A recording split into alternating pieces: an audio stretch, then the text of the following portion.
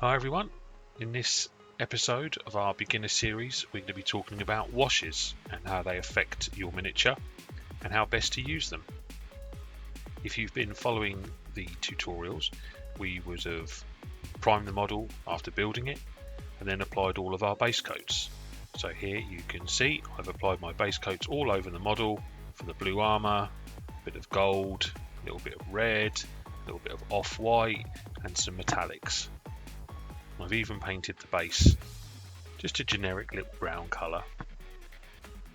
As I mentioned when we were doing the priming and the base coating, there are as many washes, like colours, as there are colours of normal paint. You can get blacks, so from the Warhammer range, you've got Null Oil, you've got purples, you've got flesh tones, you've got reds and you've got armor shades, you have greens and blues and browns and oranges. Any colour pretty much has a wash that goes with it. But for the beginner series, we're just going to focus on two, which is Null Oil and Reikland Flesh Shade. Null Oil has a little brother called Agrax Earthshade. Those are the two most widely used contrast paints when you first start painting. Shade paints, when you first start painting.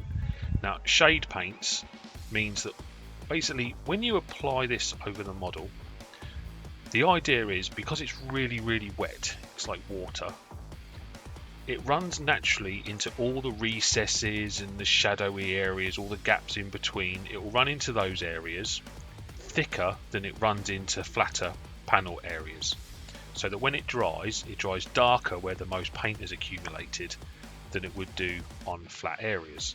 And then the end effect you get is that all those recesses will end up with a just off black colour, so a darker version of your base coat colour, and the surrounding area will be tinted ever so slightly but not too much.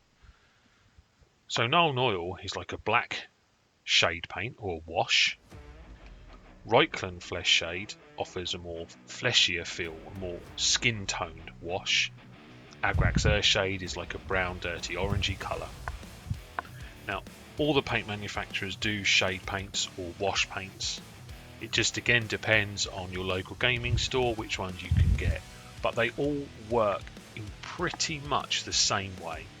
They're heavily watered down or medium. They use a lot of medium in these to thin them right down, and you apply them quite heavily over the miniature, but not too much that it pulls and goes over the top. So the reason I'm using two here is because the Null Oil is used predominantly over all of the model. The Reikland Flesh Shade we use for his head, and if you've got the skill to do it at this stage, don't worry if you haven't, you can just use Null Oil, but if you can, you can just do Reikland Flesh Shade over the gold, because Reikland Flesh Shade over gold gives it a nice rich gold colour.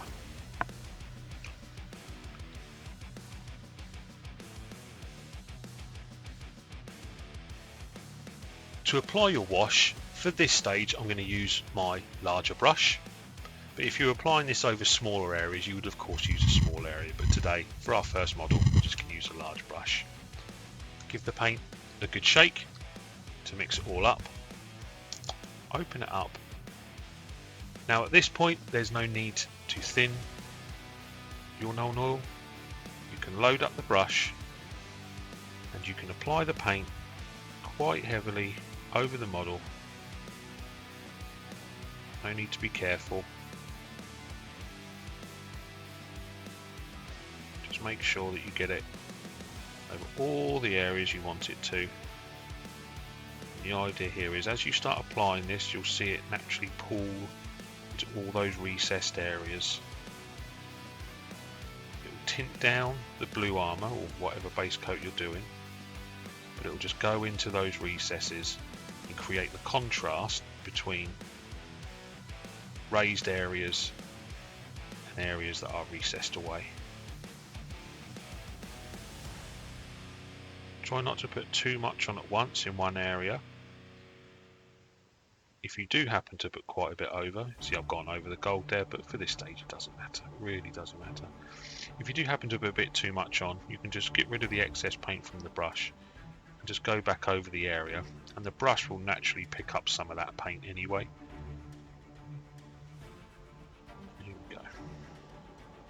So not being overly careful at this point. The carefulness can come when we start to refine our skills. But right now, there'd be nothing wrong with fully painting this guy with the Nuln Oil shade paint.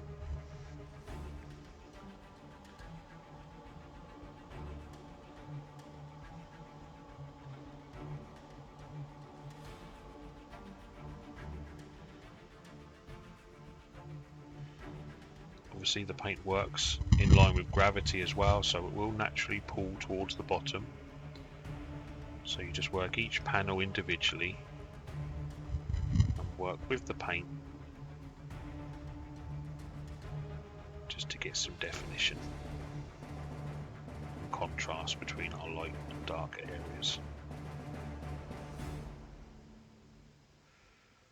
See, as I'm pulling the paint downwards there, it's naturally catching in some of these raised points between the armor panels.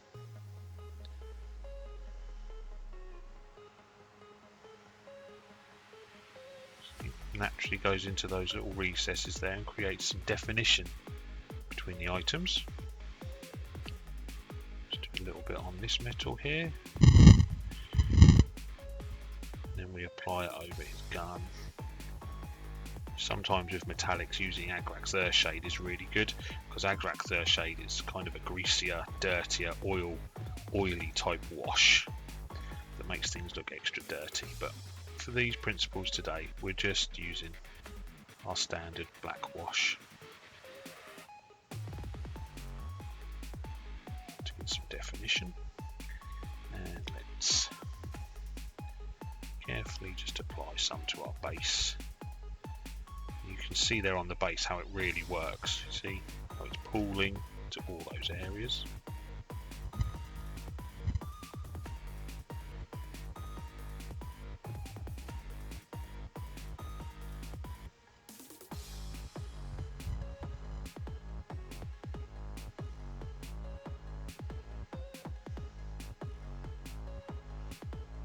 Okay. And just wash your brush out normally. And now we're going to just do a little bit of that Reikland flesh shade. So again, give it a good shake. Open the lid up, you can see it's a brownier colour. And we'll apply this over some of the gold, which will get pulled into all those little recesses and the nooks and crannies. Give definition to some of our shapes. It really enrich that gold. Then we can put some over the face, like so. And again, close the lid. At one point you will knock over your washes, don't worry about that. Every one of us has done it, it'll make an awful mess. So that is an essential part of our beginner series really, the washing, because what this will start to do now is as it's drying, it will bring that definition that you'll sometimes see in painted miniatures and you wonder how they do it. So washing with shade paints is a very easy way to start getting some edges defined, shadows and recesses defined. They take 10 to 15 minutes to dry, depending on how much you've put on. A good 15 minutes. You can tell when they're dry because they will go a sort of matte colour. They'll lose that shine. The shine is from where the paint is still wet.